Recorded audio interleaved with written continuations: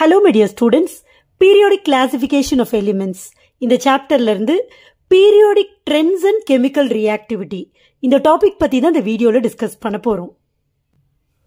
ஒரு எலிமெண்டோட physical properties, chemical properties இதெல்லாமே நம்ம டிஸ்கஸ் பண்றோம். இந்த physical propertiesம் chemical propertiesம் எதை டிபெண்ட் பண்ணும், எதை பொறுத்து அப்படின்னு பாத்தீங்கன்னா அந்த எலிமெண்டோட வேலன்ஸ் ஷெல் எலக்ட்ரானிக் கான்ஃபிகரேஷனை பொறுத்து தான். பொதுவா பீரியாடிக் டேபிள்ல இருக்கிற எலிமெண்ட்ஸை நம்ம பலவிதமாக கிளாசிஃபை பண்ணாலும் இந்த பீரியாடிக் டேபிளை பார்த்த உடனே இந்த பக்கம் இருக்கிற இந்த எஸ் பிளாக் எலிமெண்ட்ஸை வந்து லெஃப்ட் எண்ட்ல இருக்கிறாங்க அப்படின்னு சொல்லலாம். அதே மாதிரி இவங்களாம் பி பிளாக் எலிமெண்ட்ஸ், இவங்க ரைட் எண்ட்ல இருக்கிறாங்க. இவங்க அதாவது டி பிளாக் எலிமெண்ட்ஸ் இவங்க மிடில் இருக்கிறாங்க, பாட்டம்ல எஃப் பிளாக் எலிமெண்ட்ஸ் இருக்காங்க.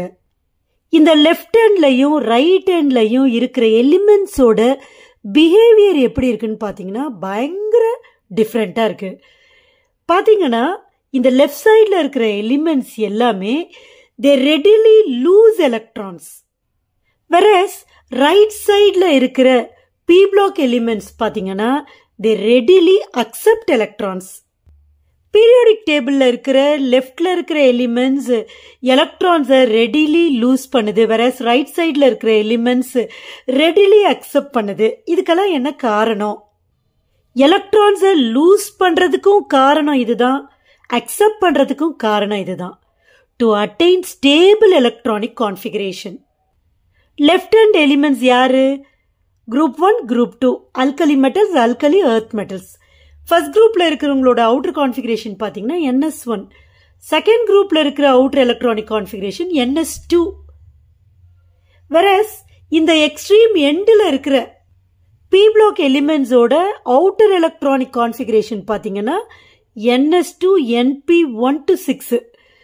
13th குரூப் பார்த்தீங்கன்னா NS2 NP1 இருக்கும், 14th group NS2 NP2, 15 NS2 NP3, 16 NS2 NP4, 17 NS2 NP5, 18 NS2 NP6. இதுதான் outer electronic configuration. So different electronic configurations இருந்தா கூட in order to attain stability இவங்களாம் எலக்ட்ரான்ஸை loose பண்றாங்க, அவங்களாம் எலக்ட்ரான்ஸை accept பண்றாங்க. அப்ப நம்ம இந்த அயனைசேஷன் என்தால்பியும் எலக்ட்ரான் அஃபினிட்டியை கூட கம்பேர் பண்ண முடியும். அயனைசேஷன் என்தால்பின்னா என்னது? ஒரு ஐசோலேட்டட் கேஷியஸ் ஆட்டம்ல இருந்து அவுட்டர் மோஸ்ட் ஆர்பிட்டால்ல இருக்கிற தி மோஸ்ட் லூஸ்லி பவுண்ட் எலக்ட்ரானை ரிமூவ் பண்றது தான். சிம்பிளா சொல்லணும்னா ஒரு ஆட்டம்ல இருந்து எலக்ட்ரானை நம்ம ரிமூவ் பண்ணணும், அதுக்கு எவ்வளவு எனர்ஜி கொடுக்குறோமோ அதுதான் அயனைசேஷன் என்தால்பி. இப்ப இவங்களே ரெடிலி லூஸ் எலக்ட்ரான்ஸ், அப்ப இவங்களோட அயனைசேஷன் என்தால்பி லெஸ்ஸா இருக்கும். சரியா? இப்ப இங்க பாத்தீங்கன்னா இவங்களுக்கு எலக்ட்ரான் வேணும் in order to attain stability. அப்ப இவங்க ரெடிலி அக்செப்ட் எலக்ட்ரான்ஸ். அப்ப எலக்ட்ரான் அஃபினிட்டி பாத்தீங்கன்னா அதிகமா இருக்கும். அதனால இந்த ரெண்டு எக்ஸ்ட்ரீம் எண்ட்ஸ்ல இருக்கிற எலிமெண்ட்ஸ் எல்லாமே தே ஹாவ் ஹை ரியாக்டிவிட்டி. எல்லாமே வா அப்படின்னு பாத்தீங்கன்னா அதுல ஒரு எக்ஸெப்ஷன் இருக்கு. யார் அது? 18th group elements which are noble gases. இவங்களுக்கு ஹை ரியாக்டிவிட்டி கிடையாது. ஏன் கிடையாது? அதுக்கும் காரணம் அவங்களோட எலக்ட்ரானிக் கான்ஃபிகரேஷன் தான். அவங்களோட எலக்ட்ரானிக் கான்ஃபிகரேஷன் பார்த்தீங்கன்னா கம்ப்ளீட்லி ஃபில்ட் எலக்ட்ரானிக் கான்ஃபிகரேஷன். அதனால அவங்க எலக்ட்ரானை அக்செப்ட் பண்ணவும் மாட்டாங்க, லூஸ் பண்ணவும் மாட்டாங்க. தேர்ஃபோர் தே ரிமைன் கெமிக்கலி இனர்ட். யார் கூடயும் ரியாக்ட் பண்றது கிடையாது.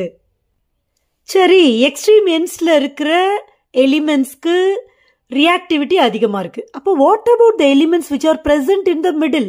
அவங்க பாத்தீங்கன்னா இந்த எக்ஸ்ட்ரீம் எண்ட்ஸ்ல இருக்கிற எலிமெண்ட்ஸை விட லெஸ் ரியாக்டிவா தான் இருக்கிறாங்க. அதுக்கு காரணமும் அவங்களோட அவுட்டர் மோஸ்ட் எலக்ட்ரானிக் கான்ஃபிகரேஷன் தான். அடுத்தது நம்ம என்ன பண்ண போறோம்னா மெட்டாலிக் கேரக்டரோட ட்ரெண்டை பார்க்க போறோம். மெட்டாலிக் கேரக்டர்னா என்ன? அதுதான் எலக்ட்ரோ பாசிட்டிவ் கேரக்டர். அவங்களே இப்ப நம்ம பார்த்தோம்ல ரெடிலி லூஸ் எலக்ட்ரான்ஸ். ஸோ அந்த டெண்டன்சி இருக்கணும், ஒரு எலிமெண்ட்டுக்கு எலக்ட்ரான்ஸை லூஸ் பண்ற டெண்டன்சி இருக்கணும். அதுதான் எலக்ட்ரோ பாசிட்டிவ் கேரக்டர், அதுதான் மெட்டாலிக் கேரக்டர். அதுக்கு நம்ம பீரியாடிக் டேபிளை எப்படி அப்சர்வ் பண்ணணும்னு பார்த்தீங்கன்னா லோயர் எண்டு டாப் எண்டு. இன்னும் ரொம்ப ப்ரிசைஸா சொல்லணும்னா லெஃப்டில் லோயர் எண்டு, ரைட்டில் top end. Lower left, top right. இப்போ இதில் பார்த்தீங்கன்னா லோயர் லெஃப்டில் இருக்கிறவங்களுக்குலாம் மெட்டாலிக் கேரக்டர் அதிகமாக இருக்கும். வேறஸ் டாப் ரைட்டில் இருக்கிறவங்களுக்குலாம் பார்த்தீங்கன்னா நான் மெட்டாலிக் கேரக்டர் அதிகமாக இருக்கும்.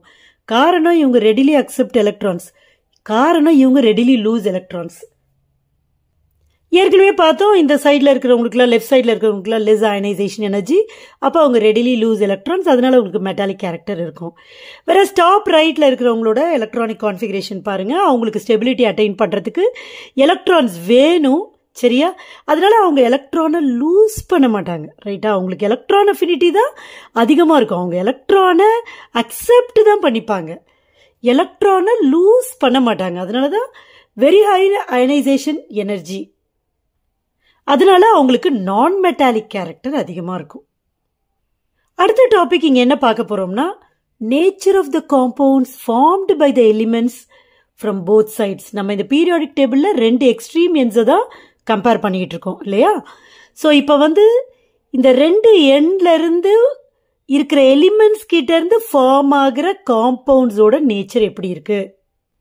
பீரியாடிக் டேபிளோட லெஃப்டில் ஆல்கலி மெட்டல்ஸ் இருக்கு எக்ஸ்ட்ரீம் எண்டில், ரைட்டில் பார்த்தீங்கன்னா ஹாலஜன்ஸ் இருக்குது. நம்ம நோபல் கேஸஸை விட்டுடுறோம், ஏன்னா அவங்க தான் கெமிக்கலி இன்னர்ட்டு. இப்போ ரியாக்ஷன் தானே நம்ம கம்பேர் பண்ணுறோம்.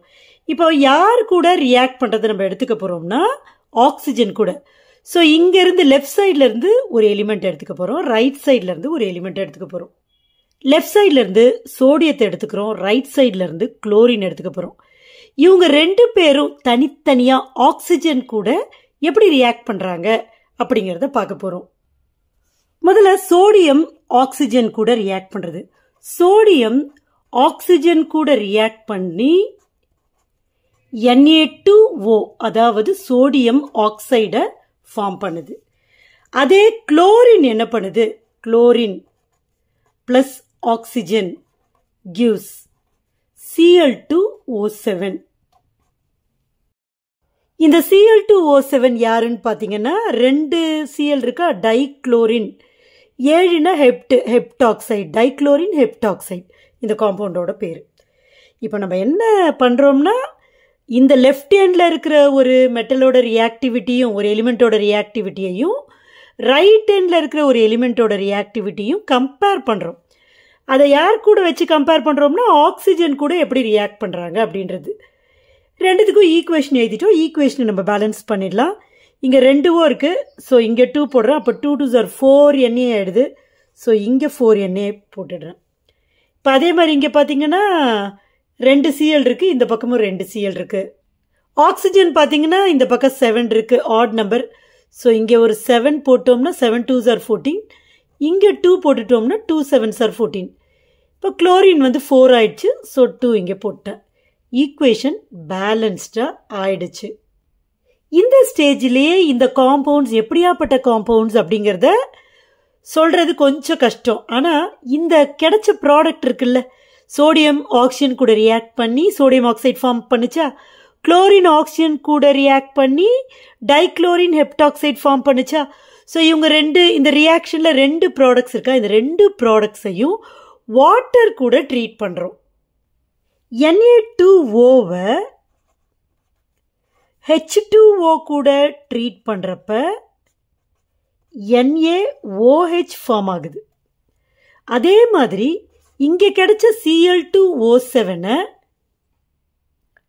H2O கூட ட்ரீட் பண்ணுறப்ப HClO4 அப்படிங்கிற காம்பவுண்ட் ஃபார்ம் ஆகுது.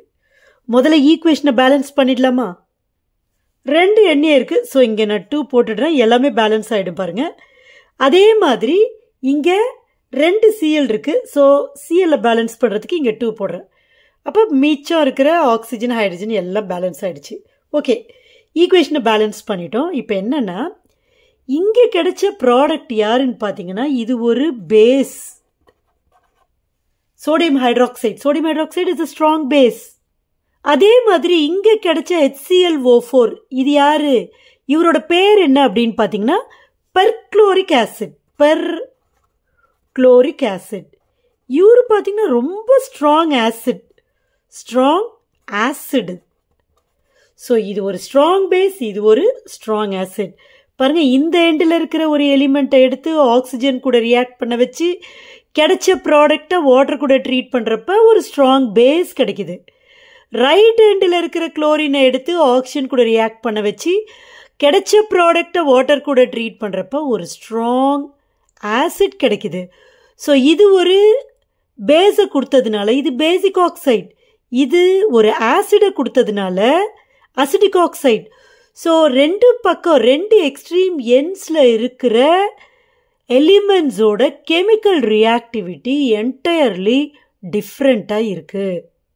அண்ட் எக்ஸ்ட்ரீம் எண்ட்ஸில் இருக்கிற எலிமெண்ட்ஸ் பிஹேவ் டிஃப்ரெண்ட்லி. அது மட்டும் இல்லாமல் டவுன் த குரூப்பும் பாருங்க, இந்த பிஹேவியர், இந்த ட்ரெண்ட் எல்லாம் எப்படி டிஃபர் ஆகுது பாருங்க.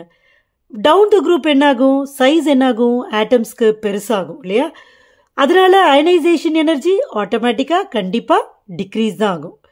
அயனைசேஷன் எனர்ஜி டிக்ரீஸ் ஆச்சுன்னா ரிமூவல் ஆஃப் எலக்ட்ரான் ஈஸி தானே. அப்போ எலக்ட்ரோ பாசிட்டிவ் கேரக்டர் இன்க்ரீஸ் ஆகும் தானே. இதை எப்படி புரிஞ்சுக்க போகிறோம்னா, செகண்ட் குரூப் எலிமெண்ட்ஸோட ஹைட்ராக்சைட்ஸை எடுத்துக்க போகிறோம். இவங்க பாருங்கள், செகண்ட் குரூப் எலிமெண்ட்ஸ், இவங்களோட ஹைட்ராக்சைட்ஸை எடுத்துக்கிறோம். பேசிக் நேச்சர் என்ன ஆகுது, டவுன் த குரூப் போக போக இன்க்ரீஸ் ஆகுது. பாருங்கள், பெரிலியம் ஃபஸ்ட்டு ஆம்ஃபோடெரிக் நேச்சர். அப்போது அந்த ஹைட்ராக்சைடு வந்து அசிடிக் நேச்சரும் இருக்குது, பேசிக் நேச்சரும் இருக்குது. அடுத்தது மெக்னீஷியம் ஹைட்ராக்சைடு, வீக்லி பேசிக்.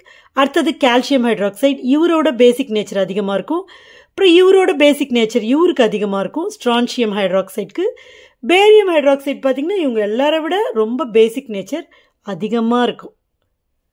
காரணம் என்ன, எலக்ட்ரோ பாசிட்டிவ் நேச்சர் இன்க்ரீஸ் ஆகிறது தான் காரணம், டவுன் த குரூப்பு.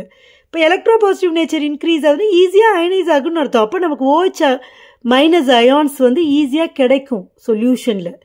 ஸோ நிறைய OH மைனஸ் அயான்ஸ் இருக்கிறப்ப தான் அது ஸ்ட்ராங்லி பேசிக் அப்படின்னு நம்ம சொல்லுவோம். இப்போ இந்த பெரிலியம் ஹைட்ராக்சைடு ஆம்ஃபோடெரிக் அப்படின்னு சொல்கிறோம். அசிடிக் நேச்சரும் இருக்குது, பேசிக் நேச்சரும் இருக்குது. அதை எப்படி நம்ம ப்ரூவ் பண்ணுறது? பெரிலியம் ஹைட்ராக்சைடு ஆசிட் கூட எப்படி ரியாக்ட் பண்ணுது? ஸோ பெரிலியம் ஹைட்ராக்சைடு ஃபார்முலா எழுதிட்டு HCl போட்டுட்டேன், ஹைட்ரோக்ளோரிக் ஆசிட். இது கூட என்ன பண்ணும், அப்படியே கட்டன், இது ரெண்டா பிரிங்க, இது ரெண்டா பிரிங்க, இது ரெண்டுத்தையும் கனெக்ட் பண்ணுங்க.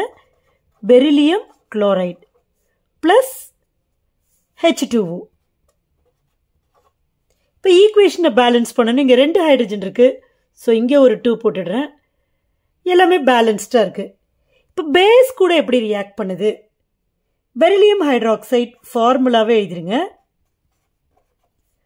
ப்ளஸ் ஒரு பேஸ் சோடியம் ஹைட்ராக்சைடு ட்ரீட் பண்ணுறோம், ஸோ NaOH. என்ன கிடைக்கும்னா Na2BeO2 ப்ளஸ் H2O. இப்போ இந்த ஈக்குவேஷனை பேலன்ஸ் பண்ணணும். இங்கே 2 Na இருக்குது, ஸோ இங்கே ஒரு 2 போட்டுடலாம். கரெக்டாக? இப்போ இங்கே 2 H இருக்குது, இங்கே 2 H இருக்குது, மொத்தம் 4 H. ஸோ அதுக்காக 2. ஆக்சிஜன் பார்த்தீங்கன்னா 4 இருக்கும், 4 இருக்குது. மற்றது எல்லாமே செக் பண்ணி பாருங்கள், பேலன்ஸ்டாக இருக்குது. ஆக்சுவலாக இந்த ஈக்குவேஷன்ஸ் என்ன தெரியுமா நமக்கு சொல்லுது? பெரிலியம் ஹைட்ராக்சைடுனால ஒரு ஆசிட் கூடயும் ரியாக்ட் பண்ண முடியும், ஒரு பேஸ் கூடயும் ரியாக்ட் பண்ண முடியும். அதனால தான் இதுக்கு ஆம்ஃபோடெரிக் நேச்சர் இருக்குன்னு சொல்கிறோம். இந்த டாபிக்லேருந்து எப்படி கொஷின் கேட்கலாம் அப்படின்னா, justify the elements from the extreme ends of the periodic table behave differently. So சோடியத்தையும் குளோரினையும் எடுத்துகிட்டு நம்ம சொல்லலாம். show that beryllium hydroxide is amphoteric in nature. So அதுக்கு இந்த 2 ஈக்குவேஷனையும் எழுதலாம்.